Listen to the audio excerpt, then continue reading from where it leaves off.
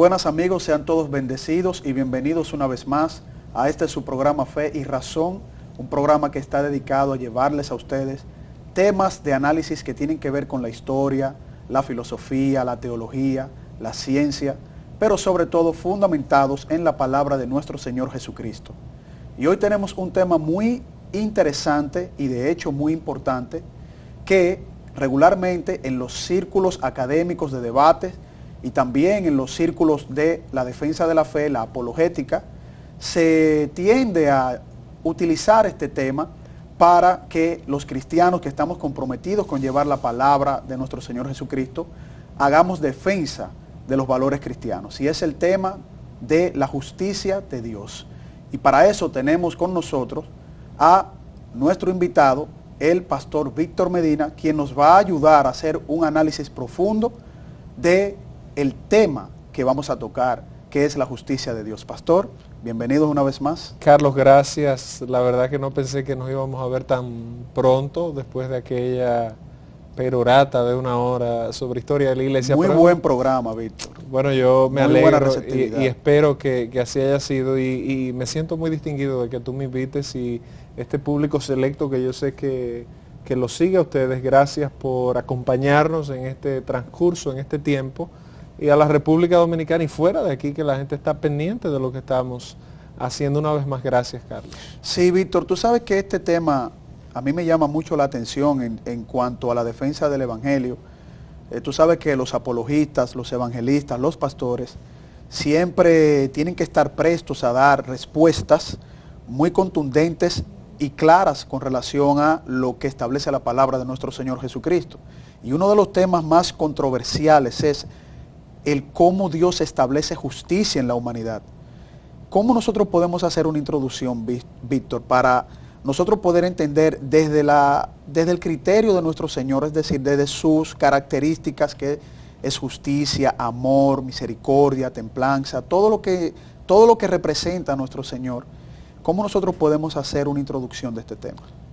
Yo pienso que es un tema muy interesante, como tú planteas, sobre todo por el concepto de la idealización que tiene el ser humano sobre una deidad.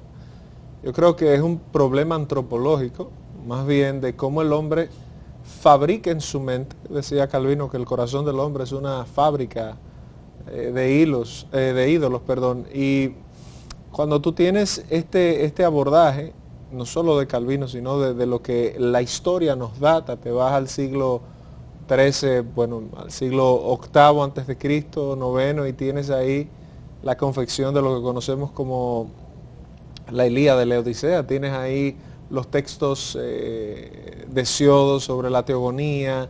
Sí, claro. Y tú comienzas a ver cómo estos dioses se van confeccionando.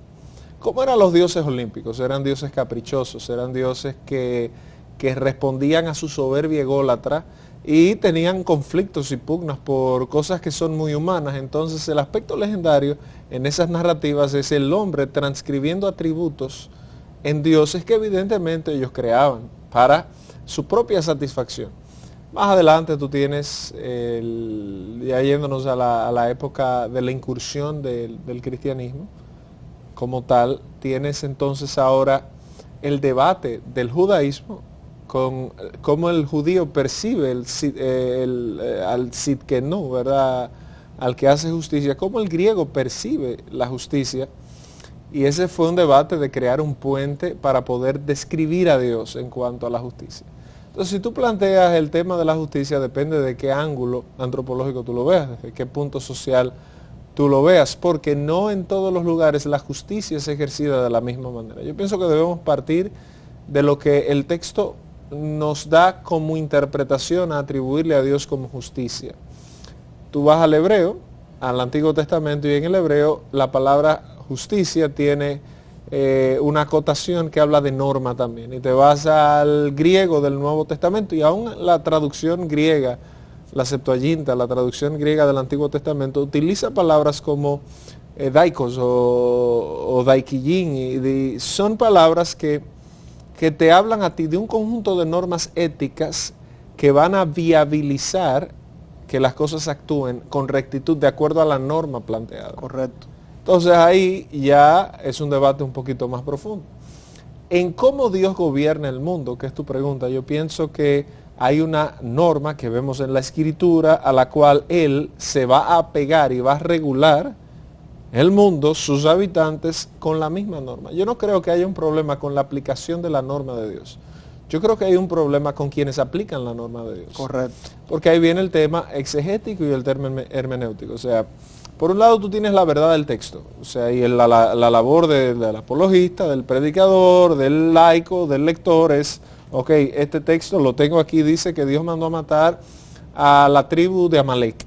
Genial. ¿Cómo le entro a eso? ¿Cómo yo concilio la idea de que Dios, en mi imaginario, ese Dios perfecto que no hace nada malo? De hecho, tú ves en las traducciones bíblicas, aún como yo he dicho siempre, yo creo en la infalibilidad de las escrituras. Sin embargo, en la infalibilidad de las escrituras que fueron inspiradas y que fueron en su idioma original, en la que salió del puño y de la letra del autor. Pero esta tiene sus manipulaciones de traducciones por las ideas que el hombre pues le imprime a las cosas que le pone la mano. Tú tienes textos como el de Ruth, donde dice que ella se recostó a los pies de Booz. No es eso lo que dice el texto en el original, es un poquito más profundo.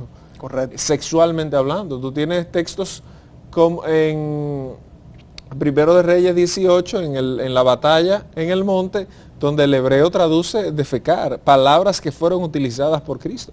Y tú ves al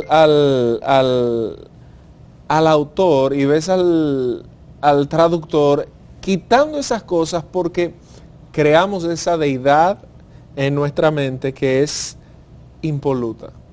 Y lo es el Dios de la Biblia. Sin embargo, quitándole todos esos aspectos que nosotros le hemos colocado a la deidad, Dios sigue siendo un Dios justo, Dios sigue siendo un Dios que norma su creación, y yo creo que de cara a esa verdad bíblica es que nosotros debemos entonces abordar el texto y abordar la pregunta. ¿Cómo Dios norma su creación? Utiliza al humano en la economía de la justicia sin afectar su amor o su misericordia.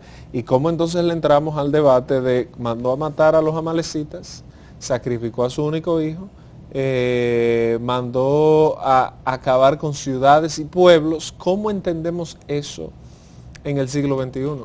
¿Cuál es el ejercicio hermenéutico? Si yo saco un ejercicio, yo le estoy diciendo a personas que son teócratas: usted, Israel, mate gente porque Dios en su economía, en su justicia, dictaminó eso. Yo creo que ahí hay un sesgo.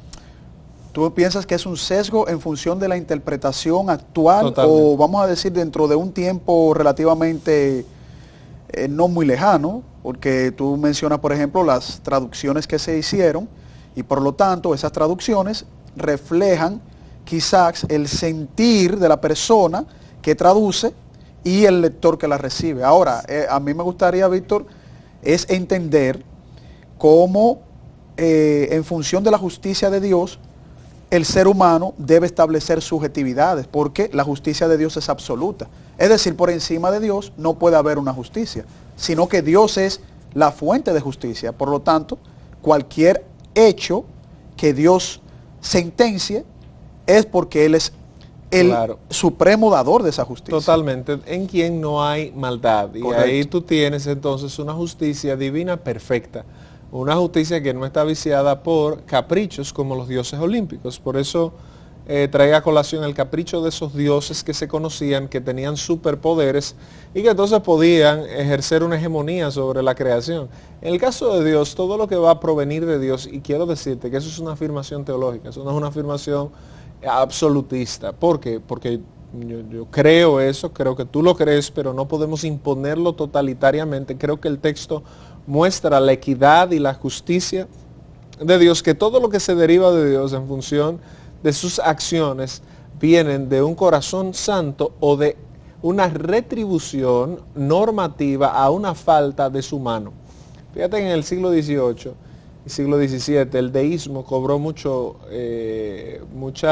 auge, y era esta filosofía que hablaba de que Dios había creado la humanidad y se había apartado, la había dejado funcionar dinámicamente, violando principios tan elementales como la doctrina encarnacional. Dios se encarnó. Correcto. En el mundo. Que dicho sea de paso, esa doctrina del deísmo viene de una rama del judaísmo. Por lo tal, porque ¿cómo yo entiendo este mundo caído, y ahí yo creo que está la respuesta. Fíjate que las acciones del hombre, si tú vas viendo en Génesis 3, el hombre cae. Génesis 4 viene el problema del fratricidio, Caín y Abel. Génesis 5, la longevidad del hombre es acortada. O sea, estos pasajes no son seleccionados al azar y tienen una narrativa que responde a una realidad. Del hombre pecó y las consecuencias que devienen de esa situación son producto de la justicia de Dios. Sin justicia, nosotros podríamos decir que cualquier sentencia de un juez es carente de amor. Es correcto. Entonces ahí tú vas a ver que todo cobra más sentido. Aunque tú te lo encuentres injusto, tu perspectiva está viciada por el imaginario que tú tienes de Dios. Tú me decías fuera de cámara la pregunta que me hizo una entrevistadora en un programa, y definitivamente, fíjate que la gente dice, yo no creo en ese Dios. De hecho, el gnosticismo se paró y se apalancó en esa misma idea de descalificar al Dios del Antiguo Testamento diciendo que era un Dios cruel. Correcto. Fue el principio de Marción a mitad del segundo siglo. Y de su canon, el marcionismo que establece ese canon va quitando y diciendo, ese era un Dios abusador. Cuando vemos la Biblia a la luz de un todo, vemos que Dios fue justo. ¿Cuál fue la retribución de Dios a Amalek? Bueno, ellos se enfrentaron a un pueblo que no le había hecho nada. Calcula esto, o sea, la gente omite esa verdad de la narrativa y del hilo conductor de la historia. Dios actuó como aquel que prohíbe y apadrina al indefenso. ¿Quién en este tiempo no te compraría esa realidad?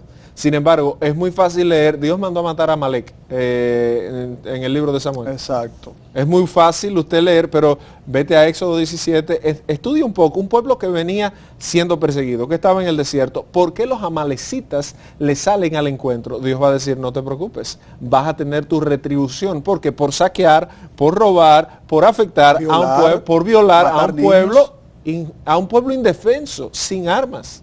Así es. Entonces, cuando tú lo ves a la luz de un todo, tiene todo el sentido del mundo. Y no quiero decir que tiene que hacerle sentido al humano, pero sí, por eso te decía, hay un ejercicio exegético y un ejercicio hermenéutico. Así es. Cuando volvamos de esta pausa, Víctor, vamos a tomar ese hilo y vamos a profundizarlo sobre la base que tú tomas, tomando ejemplos bien concretos para ir desmontando hecho por hecho en la Biblia el por qué Dios emite justicia y por qué la justicia de Dios no puede verse igual a la justicia del hombre. Totalmente. Cuando volvamos después de esta pausa, continuamos en su espacio Fe y Razón.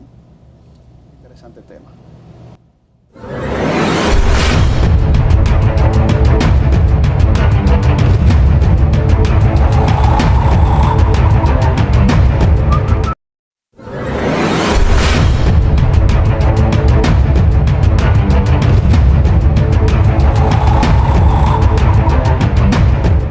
Bien, y continuamos en su espacio Fe y Razón y estamos teniendo, como siempre, un interesante conversatorio con nuestro hermano y amigo, el pastor Víctor Medina. Ha compartido con nosotros, esta es la segunda vez, pero es como tú hablas y te expresas y nos enseñas, es como si tú tuvieses con nosotros mucho tiempo, además que te hemos venido dando seguimiento en los medios de comunicación. Ustedes se han venido poniendo viejitos, los pobres, yo no entiendo qué es lo que pasa. Víctor, tú tocaste un tema, tú entraste inmediatamente en el sentido directo, ¿no? de lo que las personas que tratan de juzgar a Dios con los hechos de la Biblia, ¿no? Cómo Dios actúa desde su juicio. Tú entraste inmediatamente en la parte neurálgica del problema para esas personas que no conocen la palabra de Dios y que muchas veces lo hacen de una manera incluso hasta sesgada o incluso hasta con cierto sentido, ¿no? Lo hacen a propósito en muchos de los casos. No, definitivamente, lo hacen buscando... Porque no leen el texto. No, y lo hacen buscando controversia con cosas que de plano o de primera impresión son controvertidas. O sea, no es mentira que el texto cuando tú lo lees, es difícil percibir a quien dice que es amor actuar con tal grado de justicia, pero... tú tienes hijos, usted probablemente tiene hijos, y en algún punto el padre emite un castigo que el hijo considera injusto. Correcto. Que el vecino podría decir, wow, qué severo es ese padre.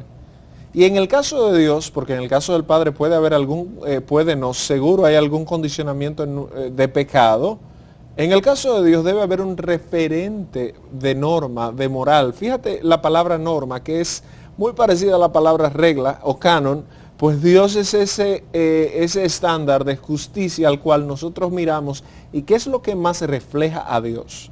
Su palabra. Así es. Su palabra. Tú tienes otro orden natural, como los filósofos abordan mucho, el orden de la creación que tiene, que es algo que el hombre no logra manipular, sino que tiene un orden lógico natural. Bueno, pues para algunos un ciclón es devastador, pero esas tormentas tienen una acción purgatoria en la tierra, o sea, tienen una razón de ser. De hecho, ajá. Sí, tú que estás mencionando catástrofes naturales, vamos entonces tomando ese hilo conductor a partir de un ejemplo que siempre utilizan mucho los detractores de la palabra buscando atacar la justicia de Dios. Por ejemplo, en el diluvio universal, que está en Génesis, Dios manda un castigo a una generación que lo dice el mismo texto. No sé si es que ellos no quieren leer el texto, los detractores de la palabra, donde Dios establece una generación de absoluta maldad.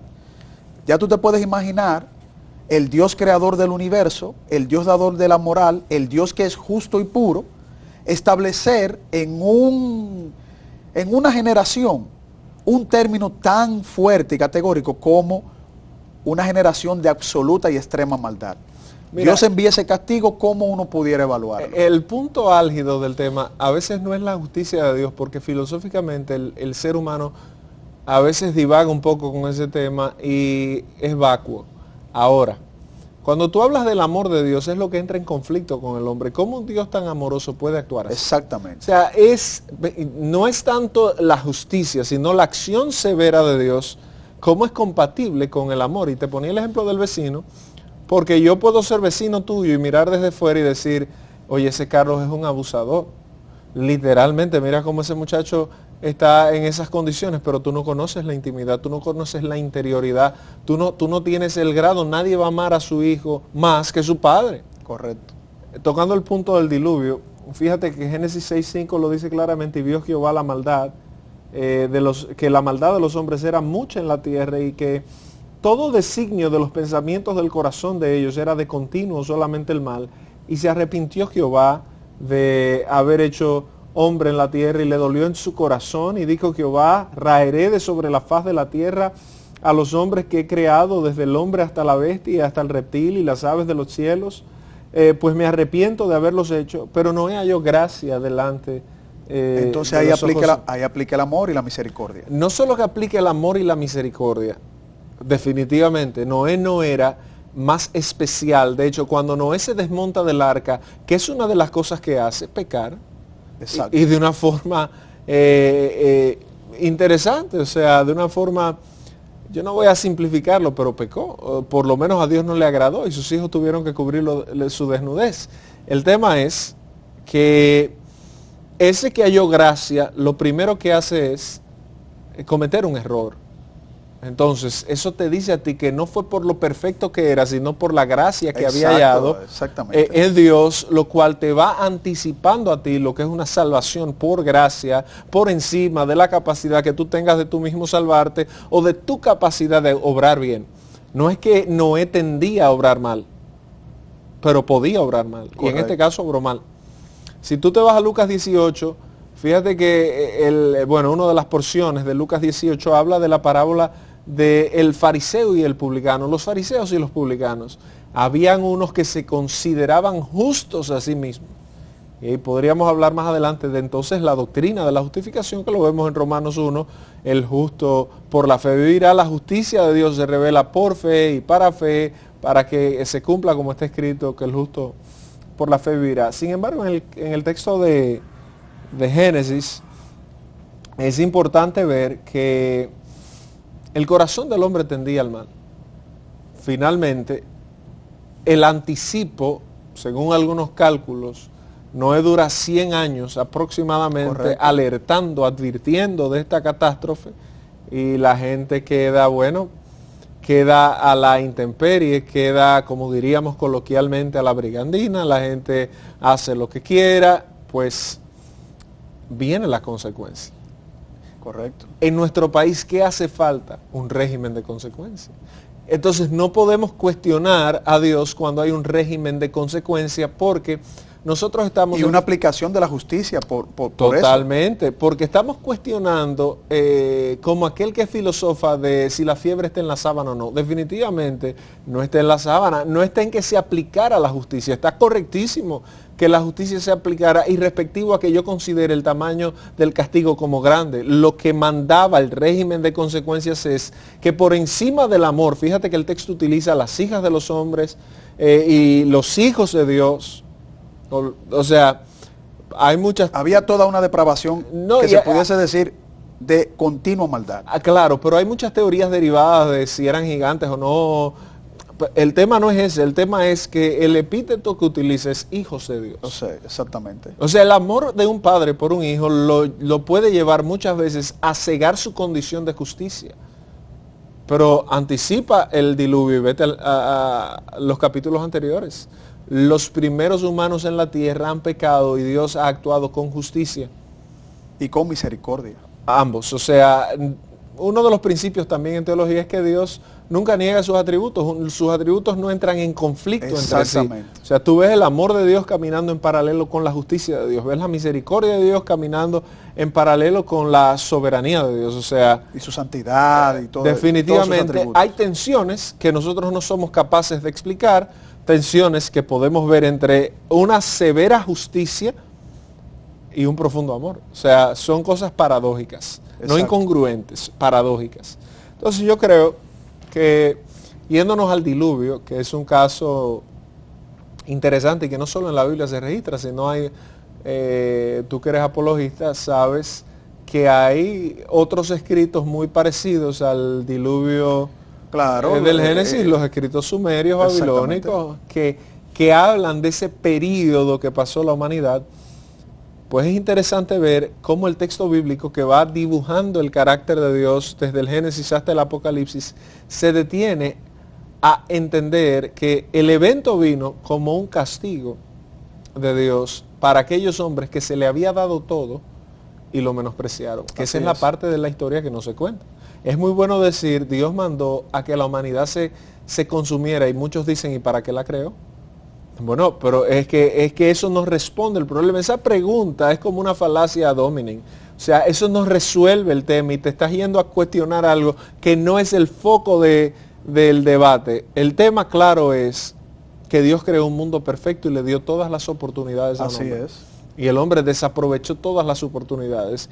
Y que vino un régimen de consecuencias del que tanto nosotros predicamos. Y no me refiero desde el punto... Que no era la intencionalidad primaria de Dios, no. Ese régimen de consecuencias, porque en el primer momento Dios establece incluso una advertencia a sus seres creados. No hagan tal cosa. Yo no sé si no era una intencionalidad primaria, porque probablemente nos llevaría a subrogar o a poner en segundo plano la justicia de Dios. Yo creo que digo, es mi perspectiva, que en paralelo el Dios que creó misericordiamente al hombre fue justo en darle los regímenes de consecuencia y dictarle las reglas de juego. Correcto. Y la única regla que le pones, mira, de ese árbol no vas a comer.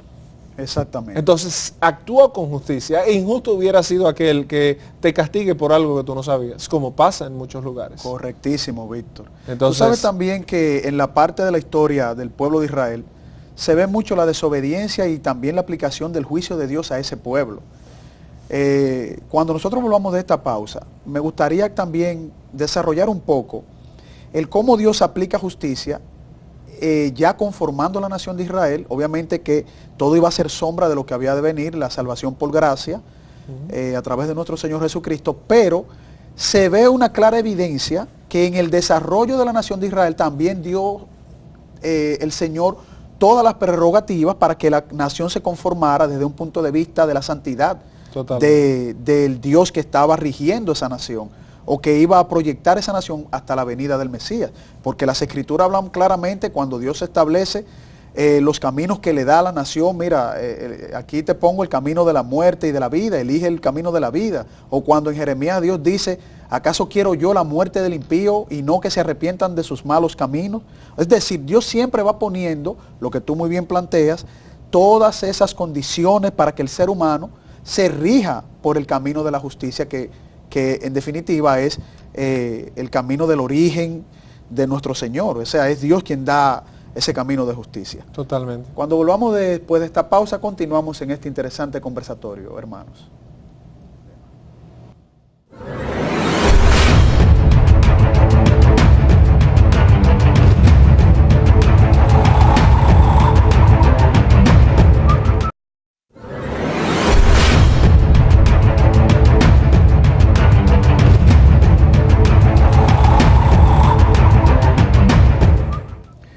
Bien, y continuamos, amigos, en su espacio Fe y Razón. Estamos compartiendo un tema de una profundidad muy importante, muy interesante, y de hecho este tema nosotros aconsejamos que los hermanos y los amigos vayan a las Escrituras, a la palabra de nuestro Señor. Como Víctor muy bien planteó en uno de los segmentos, mientras más cercano a los textos más antiguos estemos, las traducciones, Víctor, nos podrían ayudar mucho más a entender. Bueno, hacer una exégesis correcta. Yo creo que mucha gente dice, bueno, por eso es que eso es solo para predicadores o pastores. Yo creo que hay un error ahí. Es correcto. Una de las grandes luces de la Reforma Protestante fue, y de la Prerreforma, fue pues propugnar para que hubieran traducciones vernáculas y para que la gente se abocara al estudio, lo cual sacó del claustro intelectual a la comunidad, a la humanidad, y bueno, eso dio espacio al desarrollo del pensamiento, y ahí tú tienes épocas como el escolasticismo protestante, que no es que yo sea fanático de ella, honestamente, porque mató la vida espiritual de la iglesia. Y claro, en cierta forma, sí. Y tú tienes ahí movimientos como el siglo de la Ilustración, que por un lado fue muy bueno, pero definitivamente querían aniquilar a Dios, claro, y sacarlo. Se formó para atacar esa cosmovisión. Pero igual el ser humano volvió a recuperar la capacidad crítica. Cuando tú tomas un texto, hay algo que se llama la intratextualidad o la intertextualidad, no de la Biblia solamente, de todo escrito. No, exactamente. O sea, estamos hablando de... el proceso hermenéutico, eso tiene que y en este caso más exegético, yo siempre... No sabemos si la exégesis sirve a la hermenéutica o la hermenéutica a la exégesis, es un debate. Claro. Pero cuando tú tomas un texto, lo primero que tú vas a hacer, o que deberías hacer, es leerlo comprensivamente. Antes de llegar a una conclusión crítica. Tú tomas, por ejemplo, el caso, tú que hablabas de cuando se conforma la nación de Israel, para ir en esa línea que tú llevas, vete al texto de Ruth, que tiene un aspecto novelesco literario en algún punto, histórico sin duda en otro. El capítulo 1, versículo 1 dice que claramente en el tiempo en que los jueces gobernaban la tierra. Tú hablas de la justicia, juez, esa figura que se va erigiendo en la construcción sociológica del pueblo judío, eran entonces tomadores de decisiones que debían reflejar el carácter de Dios. ¿Qué pasaba en ese periodo de 400 y tantos de años, 420 años, que se supone que gobernaron estos jueces? Que habían tiempos de bonanza porque el pueblo era leal a Dios, y habían tiempos entonces de escasez porque el pueblo le daba la espalda a Dios. Tú tienes ahí la historia. Elimelec, traducción hebrea, Dios es rey. Noemí, placentera. Orfa, la terca. Ruth, la leal. Esas son las traducciones, y tú vas construyendo ahí y ves dos caminos, y ves a un redentor en vos, que claramente apunta más adelante al redentor de nuestras vidas, que es Jesús, redimiendo a una persona que no estaba en la lista, como Ruth, la moabita. ¿Me vas entendiendo? Entonces tú vas viendo la justicia de Dios que camina de una forma milagrosa, sorprendente, conjunto a la mano del amor de Dios. Dios sigue siendo justo. Fíjate, cuando Noemí vuelve de Moab, le dice, no me llamen Noemí, no me llamen placer, llámenme amargura, Dios me ha afligido. No fue Dios. Tú sabes, Víctor, que hay, ahora que tú mencionas esa parte, que tú dices, Dios siempre sigue siendo justo y fiel. Me llega a la mente una situación que vivió Moisés frente al Señor, cuando el pueblo, bueno, él entregándole las tablas de la ley moral de Dios, y el pueblo pues le desobedece, se volca en hacer ritos a los dioses politeístas egipcios, exactamente. Y bueno, Dios le dice que su pueblo estaba corrompido y que él iba a erradicar de la faz de la tierra al pueblo de Israel y que iba a ser una nación nueva a través de Moisés.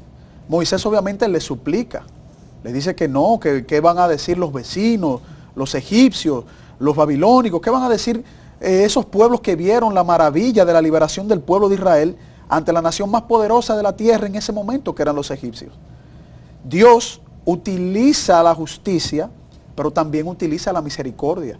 Claro. No destruye al pueblo, pero no deja de castigarlo. Totalmente, y así tú vas viendo. Tú entiendes como humano, Víctor, y pastor de la iglesia, tú entiendes que hubiese sido justo que un pueblo que vio las maravillas de Dios, la liberación, vio la gloria de Dios, vio el mar abrirse, vio cómo Dios los protegió, y luego ellos le fallaron vilmente porque hicieron todas las atrocidades de las demás naciones paganas.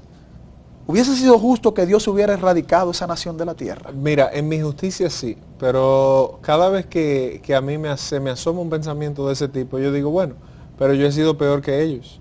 Correcto. Porque yo he leído lo que pasó con ellos y he visto más que ellos. Yo he visto más que ellos. A veces nosotros queremos...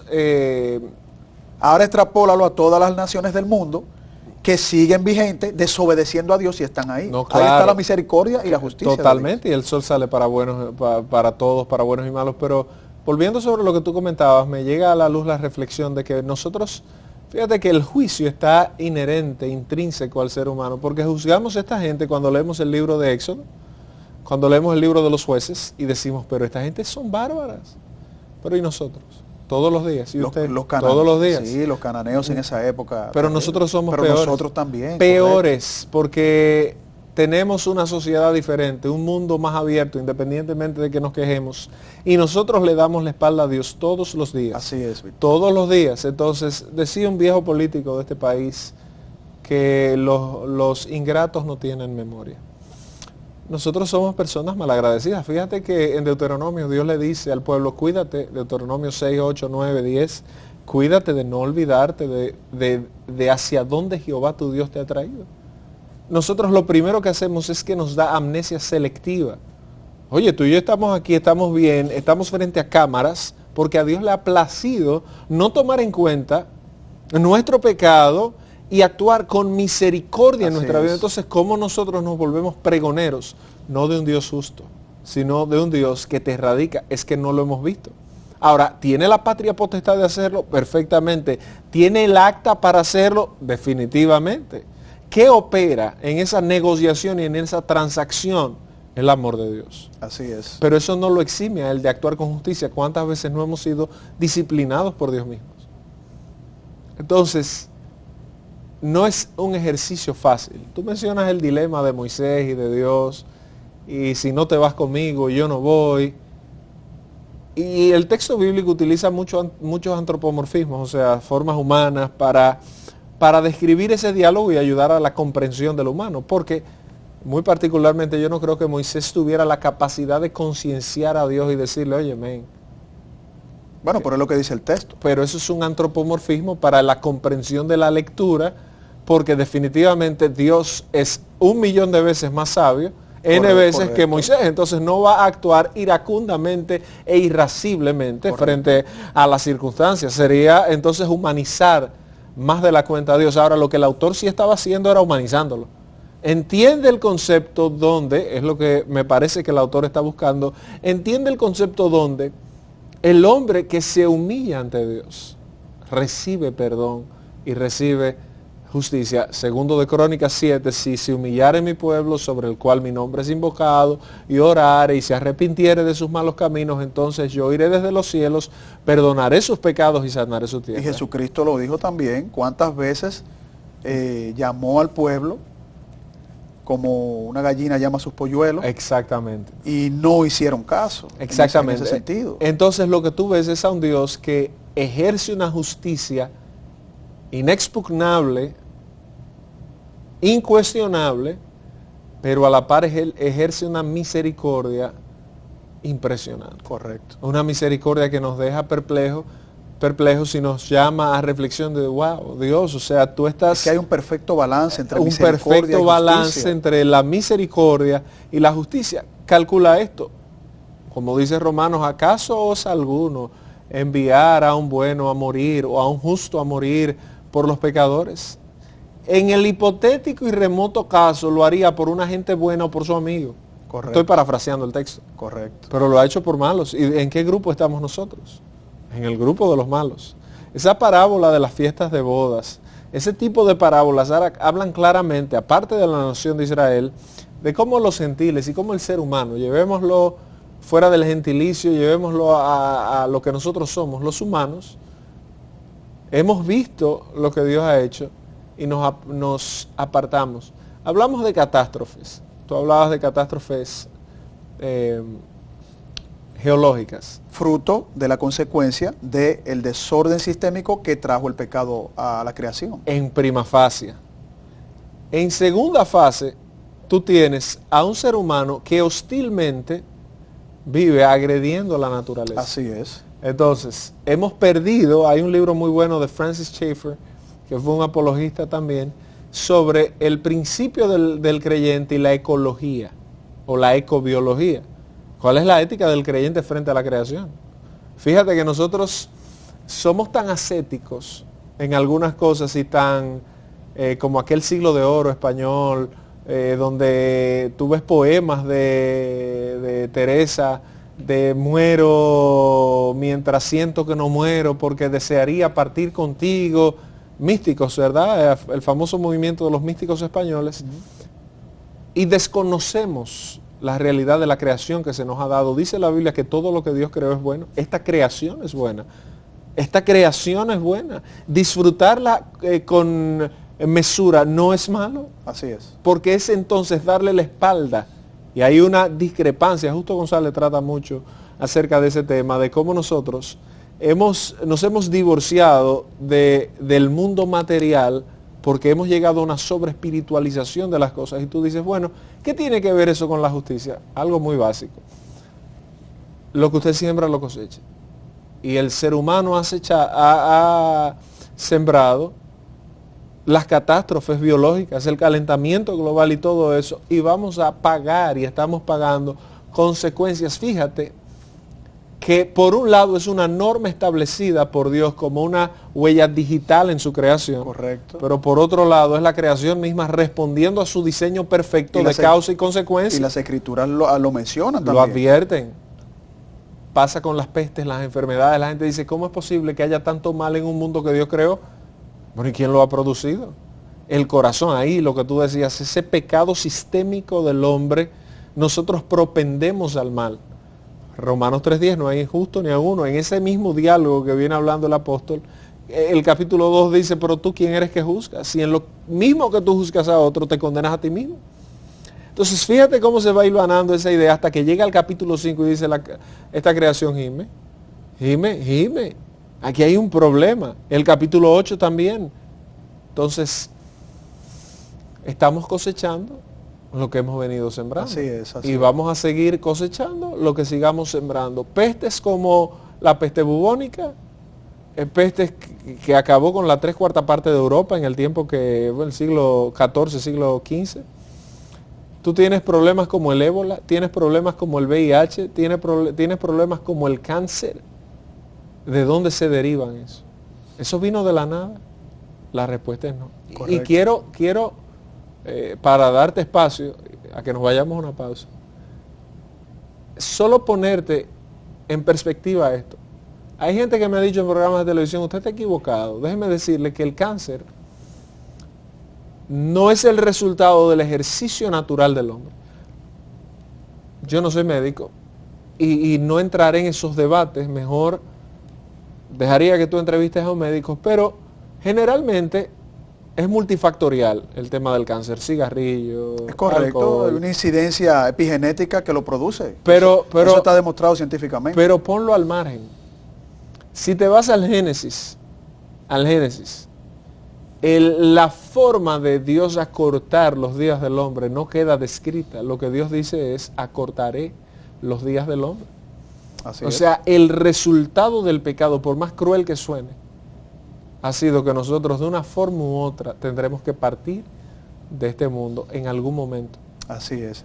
Antes de irme a la pausa, Víctor, yo quiero recapitular un poquito algo muy importante que tú mencionaste en tu alocución en este bloque. Claro.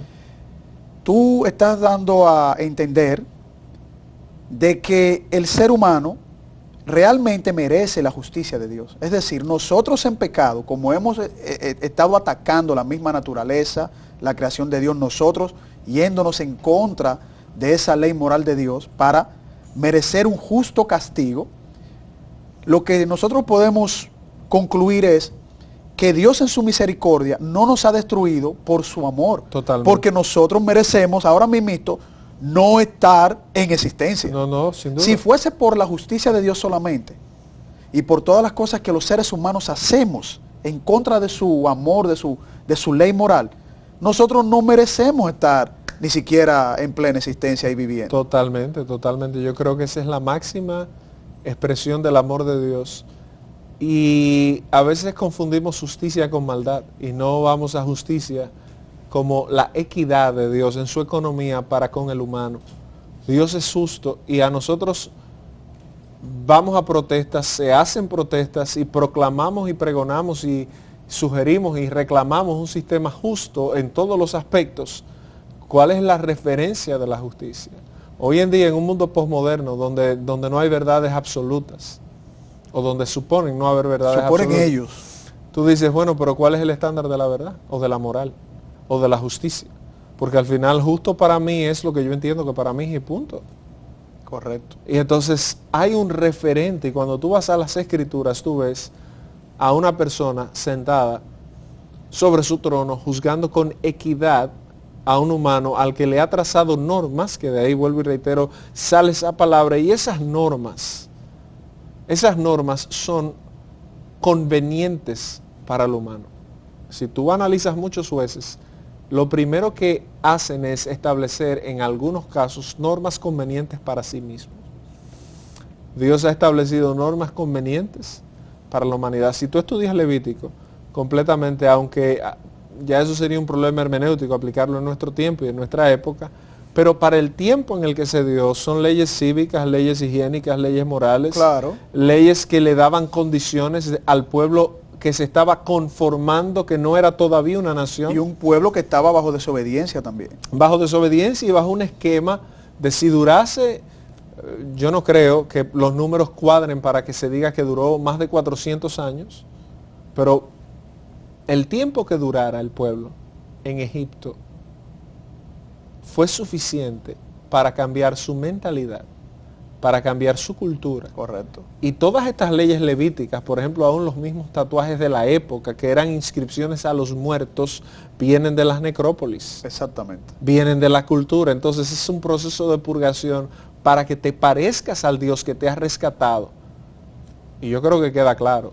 O quieres que te rescaten, o te quieres quedar en el mismo lugar. Ese es un buen tema para tocar en un futuro. Claro que sí. Cómo era la cultura del pueblo de Israel y cómo se fue conformando, bueno, para yo uno poder entender mejor. Tuve la oportunidad de hacer una especialización en egiptología y... pues entonces tú no debes ese tema. Y la verdad es que es impresionante ver cómo, primero, quienes gobernaban, y eso pasó en muchos pueblos de la antigüedad, quienes gobernaban era la clase religiosa. Correcto. Porque eran los formuladores y creadores del lenguaje. El 97% de la nación egipcia, en la mayoría de su tiempo, era analfabeto, aún muchas veces el faraón.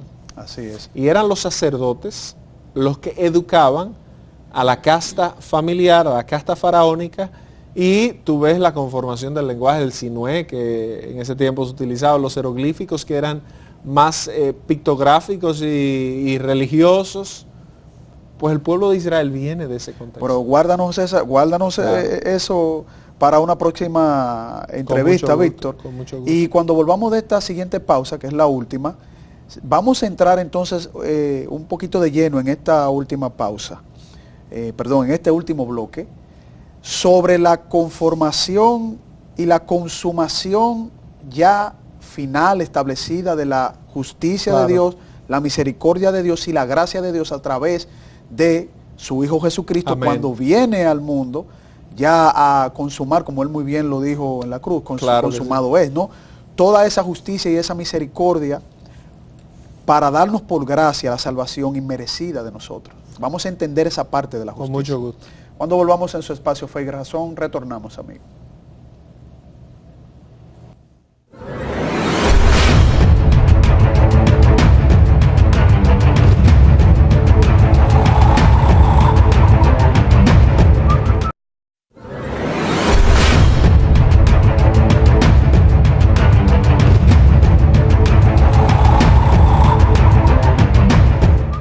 Bien, amigos, y continuamos en su espacio Fe y Razón. Estamos tocando el tema, la justicia de Dios.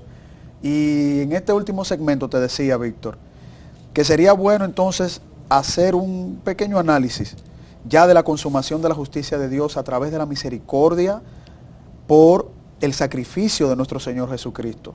¿Cómo nosotros podemos abordar la justicia de Dios, Dios mismo haciéndose hombre, pagando el pecado de la humanidad para dar esa salvación por gracia? Mira, una pregunta que hizo, un libro que escribió Anselmo de Canterbury, en la plena Edad Media, responde a la siguiente pregunta: ¿por qué Dios se hizo hombre? Cur Deus homus. Y justamente era tratando de entender el fenómeno cristológico de que Dios haya muerto en la cruz. Oye, Dios murió en la cruz. Es toda una afirmación bastante compleja en sí mismo para despejarla. Sin embargo, ese fenómeno cristológico de cuál fue el efecto de la cruz hay muchas teorías: la teoría moral, la teoría del ejemplo, la teoría donde venció a Satanás.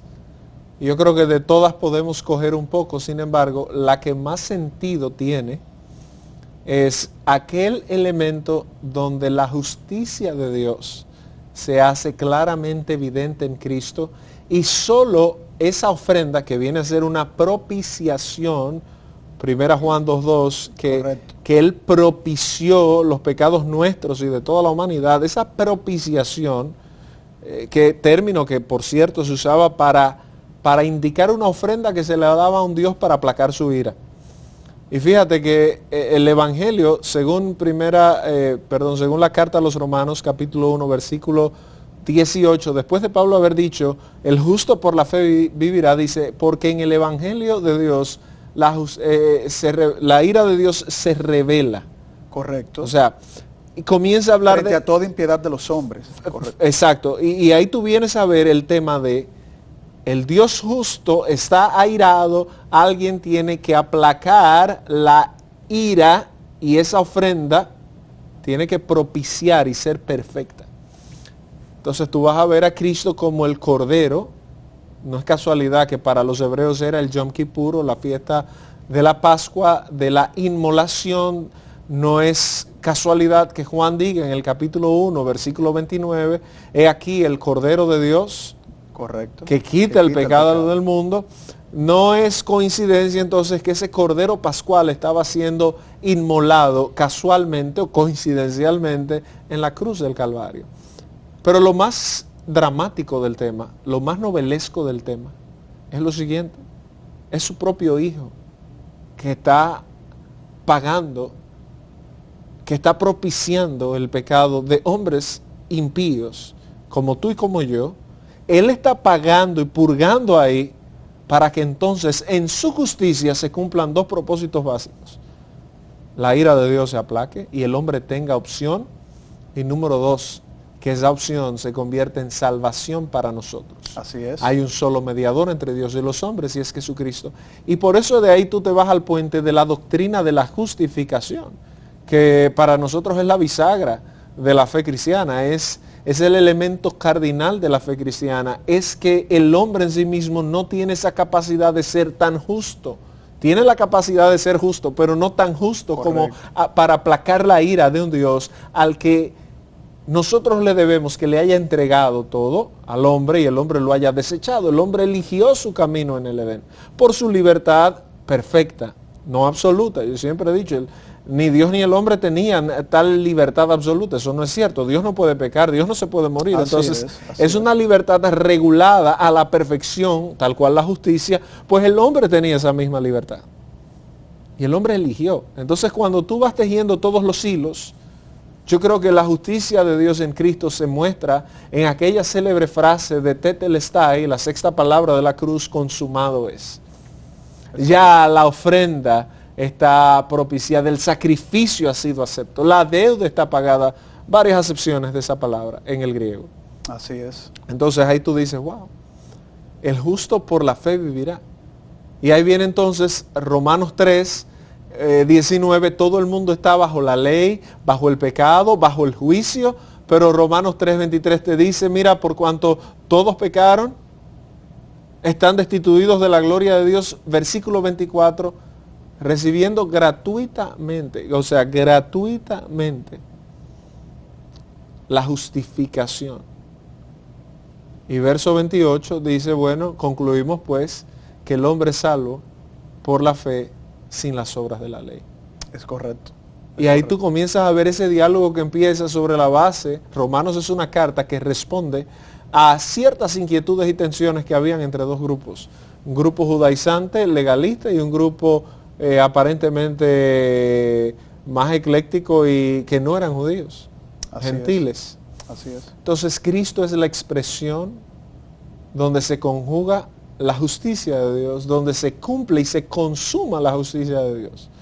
Y eso para nosotros es inexplicablemente profundo. Porque tú como padre no darías a un hijo. Ese mismo Dios al que acusamos y le decimos, tú que mandaste a matar a los amalecitas. No. Ese régimen de consecuencia fue el que se aplicó sobre los amalecitas. Pero fue ese mismo Dios que sin tener que redimir al hombre, comenzó a anunciar redención, como decía Crisóstomo y como decía Orígenes y como decían esos apologistas griegos. Comenzó a tejer redención en Génesis 3 cuando dice, mira, no es con una vestidura de hojas que te vas a vestir, es con la piel de un animal. Estaba anunciando el cordero que iba a cubrir la desnudez del hombre. Es correcto. Ese es Jesús. Y es impresionante. Y eso es como la quinta enmienda, yo me apego a ella. O sea, yo me aferro ahí como Joab a los cuernos del altar. Tú dices, si nosotros somos honestos, la teología católica, que tiene sus virtudes, pero en ese punto enseña que la justicia es inyectada y se suma a la nuestra. Caramba, cuando tú te analizas y tú dices, wow, pero si somos honestos, y yo quisiera pegarme a eso en estos minutos finales, si nosotros somos honestos, si usted es honesto y usted se revisa, usted sabe cómo está su corazón, cómo está su vida, cómo está su alma, cómo están esos pensamientos macabros que tejemos en los lugares más escondidos de nuestra alma. Necesitamos entonces de esa redención. Necesitamos entonces de aquel Jesús que caminó sin manchas, que dice, yo tengo una gran nube de testigos.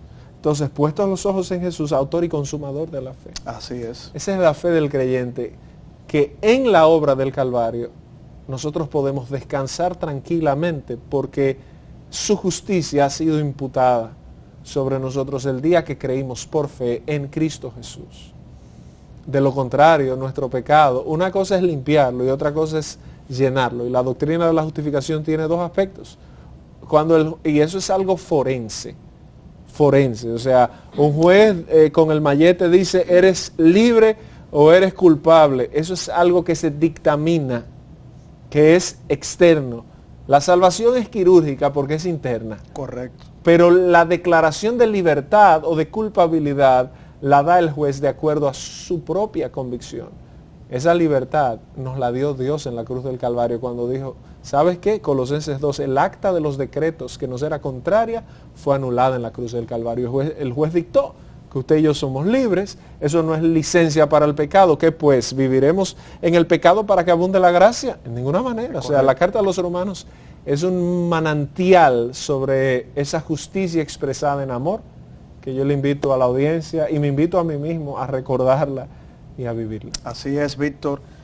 Bueno, como siempre, dándole la gloria y la honra Amén. A nuestro Señor, claro, como debe por ser. Programas como este, donde nosotros tenemos la oportunidad de reflexionar, de poder educar a nuestros hermanos también, aquellos que necesitan respuestas, para dar respuestas a aquellas personas que no tienen claro cómo funciona la justicia de Dios, el amor, la misericordia.